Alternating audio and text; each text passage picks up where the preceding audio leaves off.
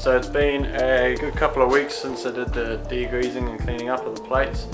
I've actually been pretty busy, but just a bit slack on filming because it's been a lot of late night sort of stuff and chipping away at the motor. So I'll just show you where we're up to at the moment. So I ended up, once I got them all cleaned up, wire wheeled them all, sanded all the plates and housings down, and spent a bit of time just set the housing on there in the rotor, and then just had a play around and sort of winged it with the porting, sort of what I think will work well for opening and closing and whatnot. Just, they were pretty rough before, so I'll try and lay this down.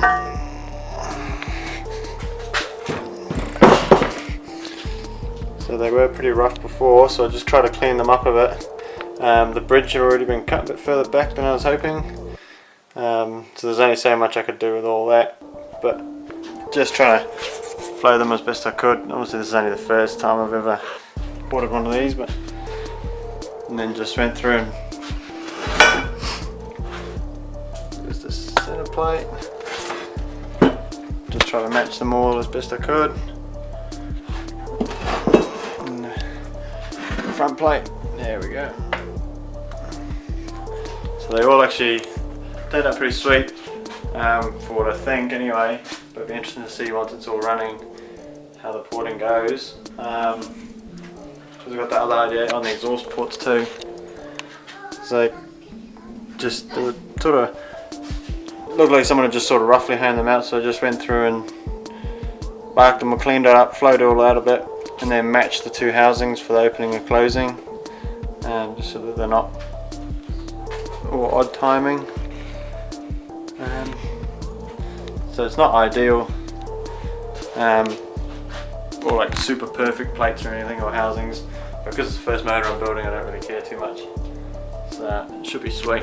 So as well as getting all that porting done, I finally made a start on clearancing. Just set up this little clearancing bench sort of thing, just an old rotor, cut the end off so I can use a grinding stone in there, and just feeler gauges and whatnot.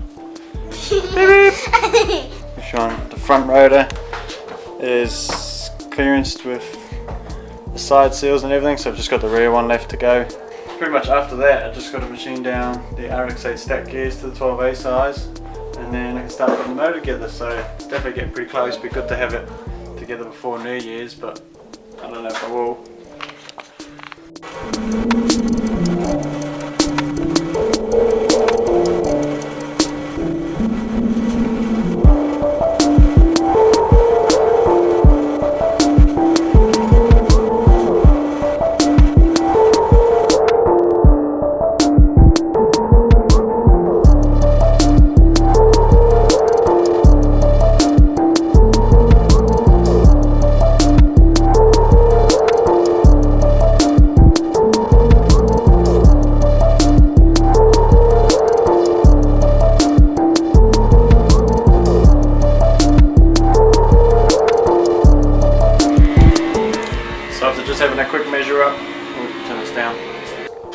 After having a quick measure up with the verniers, to see how much I have to machine off the RX8 13B stack gears for the 12A, and looks like about 4.3mm has to be taken off the rear and 4mm off the front stack gear. So you can see there is quite a, I'll get the focus, there's quite a bit of difference in them. These RX8 stack gears are supposed to be a lot harder wearing and everything too, and they obviously new bearings and everything in them as well, and just availability. So hopefully machine those down tomorrow. For now I just need to probably make a start on my brake lines. That's one of the only main things, is get that and then all the clutch and everything mounted back in and replumbed. So I think I'll give this a bit of a clean up and get stuck into that.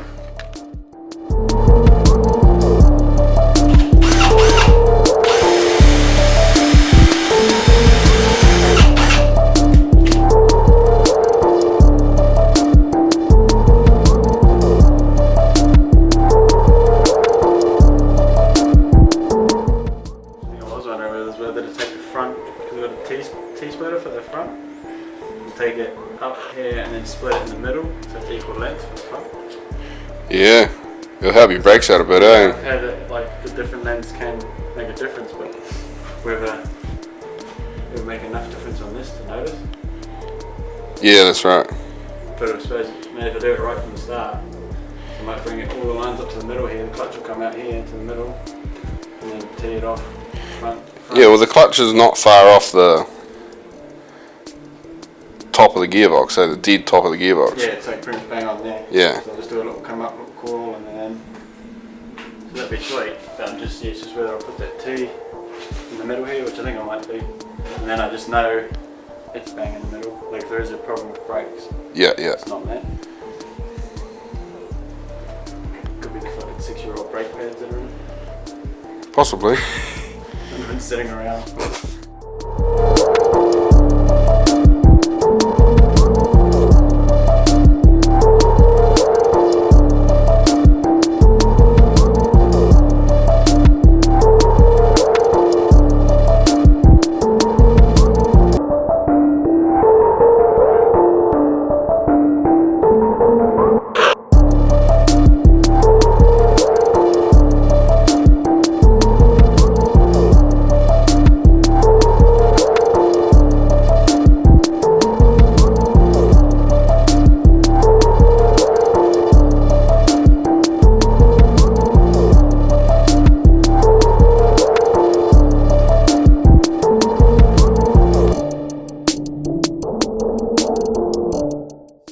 Chipping through a few of the bits before I hopefully put the motor back together tonight. I just went through and cleaned all the dowel holes and also the dowels, just because everything had like you must have used gasket glue or something when they put it together, and everything was just real sticky and horrible. So I cleaned all those out. I port matched the oil feed into the rear bearing here because they don't quite line up from factory. This oil feed in here goes through, and the RX-8 stack gears are slightly different. It's about, I had to take about half a hole back towards this back face just with a die grinder. So got that done. Checked the front one was sweet. So there's not really too much left to do. I do want to sand the housings. Going to be doing them from a 150 wet and dry up to a 400, and just to smooth them out, which sort of been recommended a lot to do that on these older housings, and I've noticed and read a lot of forums and stuff of it helps. So pretty much just gonna hook into that now. It might take a little while, so better get started.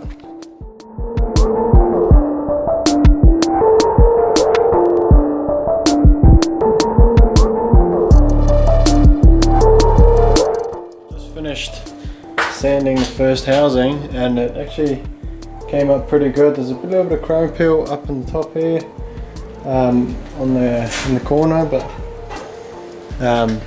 still definitely came up a lot nicer. It's looking pretty good. So I was a bit worried about doing that because obviously it's my first time building one of these motors, so I'm not sure what you can get away with. So pretty happy with that. So we'll get the other housing done.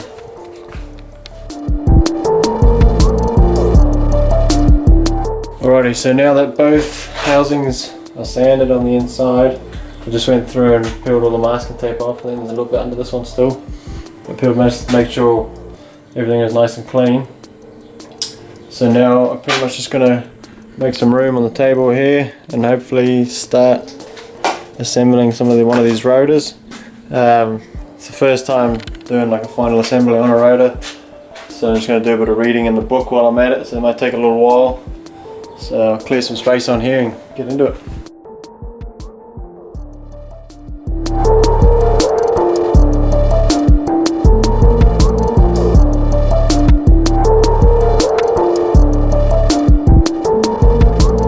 I just finished putting the oil control rings in. Hopefully I've done it right.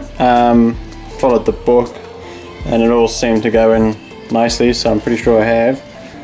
So now to do the side seals, I've just got them here labelled from when I clearance them. So I need to do front rotor, rear face. Start with number 1 and then just 1, 2, 3. And I'll get the new springs for them. There we go, there's one set. There we go. Chuck them on there for now. The BMW workbench. Front rotor, rear face, number 1. Sweet. Back to the big camera.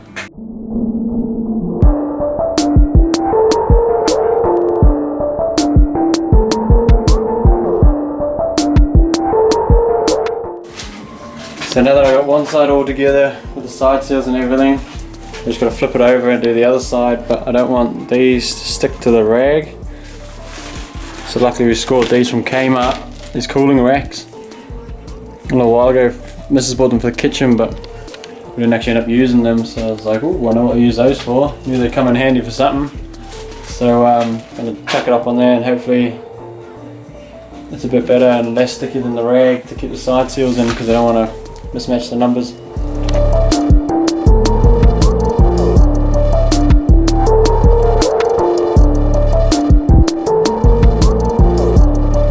So fingers crossed, we got all control rings and the side seals right on those. So now that they're done, I just chuck the front stack gear in. I'm going to put it down, face down in this bucket, and look at starting to slot it all into place.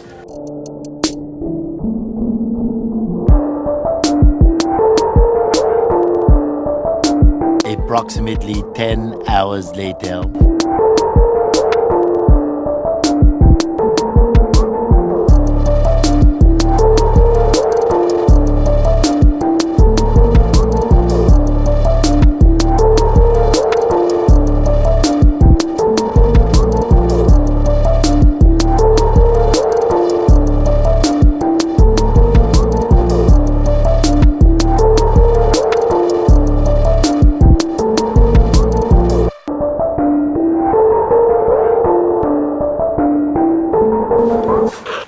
Alrighty, so far so good, or hopefully anyway. I had a bit of issue with the second rotor, this corner seal here, but on the bottom must have spun a bit when I was wriggling it into place. I couldn't quite get the apex seal to seat right down, so I had to pull this one back out and line everything back up and put it back in again.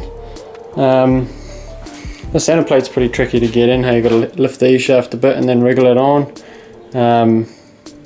Took a bit of backwards and forwards, but got Trudy to come and give me a hand. So now I'm just going to chuck the bearing and stack gear in the back of the rear plate, and then I can chuck that on and do her up.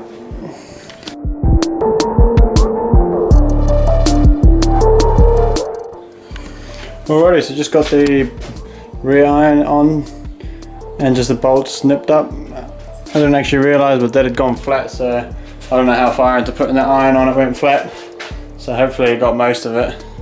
It usually beeps, but I didn't hear it beep, so it's a bit of a bummer.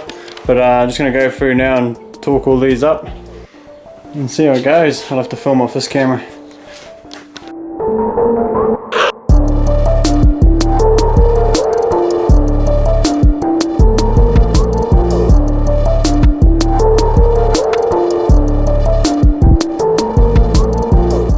Alrighty, there it is. It's all torqued up. Yes! Pretty stoked. Everything felt like it was going together right. I'm just going to wrestle with it now, get it down flat on the table. Turn it over a couple of times, just check everything feels nice and free, and then after that I'll celebrate. I don't celebrate too early until it spins around and around. Woo! Super pumped though. Yes! Hey guys, so cranked it over a few times. Seems to have okay compression. I just finger tied some plugs in. Everything sounded sweet and was moving nice and freely, so I've just chucked all the front assembly on, all the counterweights and everything, torqued it up just so I can check my end float. So I'm just going to go ahead and check that now. I won't be keeping that standard flywheel. I've got a 10-pound flywheel coming for it.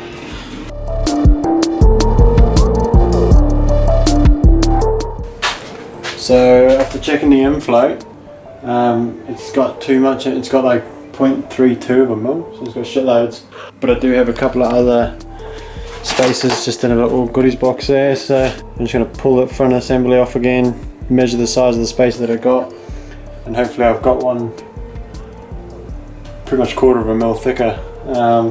If not, I'll have to machine something up soon. So I'll get that pulled off and try again.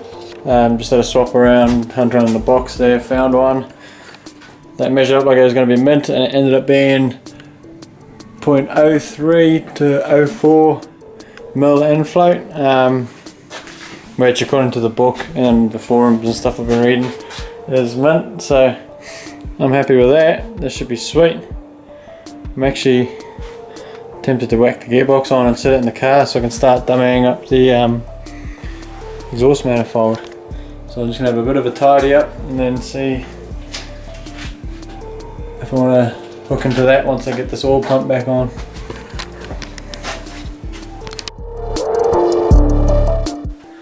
Alrighty guys, so we didn't end up putting the gearbox on last night. It took a bit longer to put the front oil pump assembly on. It got to about midnight, so I just called it a night. So just had a big clean up this morning, and just gonna go through and put the sump back on before anything gets in there, and that should be about it. Maybe see how we go. Maybe get the gearbox on today, see what happens. We got Leah filming me today, so got a good helpful cameraman.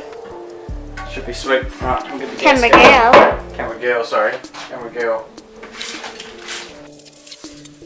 Yes, go. So heavy for some reason. The camera is pretty heavy.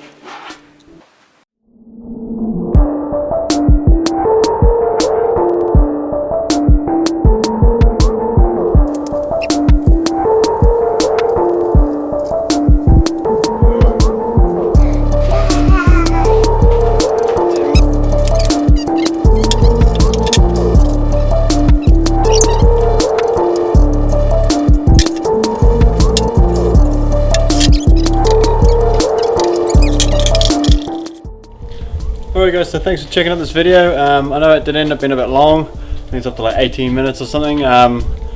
But just because it was all involving the motor, I thought I'd try and leave it as one video. I know it's a bit long. We'll see how it goes. Hopefully the next few should be a bit shorter because it's a few little things. So long now we'll be having the next video of the car running, and hopefully down at the dyno power. So fingers crossed it's going in time for wedding skids. Just for checking it out. See you.